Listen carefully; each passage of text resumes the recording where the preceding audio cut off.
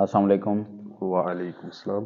قبلہ ایک سوال ہے کہ روزہ رکھ کے اگر میں سفر کرتا ہوں تو اس کے بارے میں بتائیں کہ کیا حکم ہے کہ کتنے فاصلے میں واپس آ جاؤں، کتنے بالکل، ٹائم میں یہ واپس بڑا آ اہم جاؤں؟ سوال ہے۔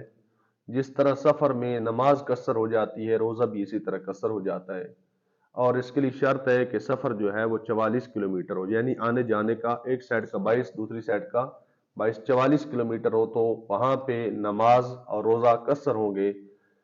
اب ہم نے روزے کو بچانا ہے تو ہم سفر صبح کرتے ہیں، یعنی ہم نے 44 کلومیٹر کے سفر کرنا ہے۔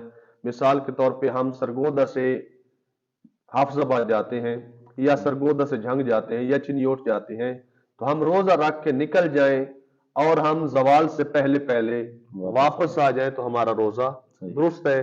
اسی طرح اگر ہم فرسٹ ٹائم سفر نہیں کرتے، ہم سیکنڈ ٹائم سفر کرتے ہیں، 12:15 کے بعد زوال جو ہوتا ہے، 12:15 ہو یا 12:20 پہ ہو، جو بھی ہو، آپ نے وہ دیکھنا ہے۔ ایسا نہیں، زوال کا وقت جو ہے وہ بدلتا رہتا ہے، لہٰذا آپ نے یہ دیکھنا ہے کہ زوال کا وقت کون سا ہے۔ زوال کے بعد آپ نکل جائیں، آپ نے جہاں بھی جانا ہے، آپ کا روزہ درست ہے۔ اگر آپ نے واپس آنا ہے تو وہاں پہ روزہ رکھیں اور زوال سے پہلے پہلے اپنے وطن واپس آ جائیں۔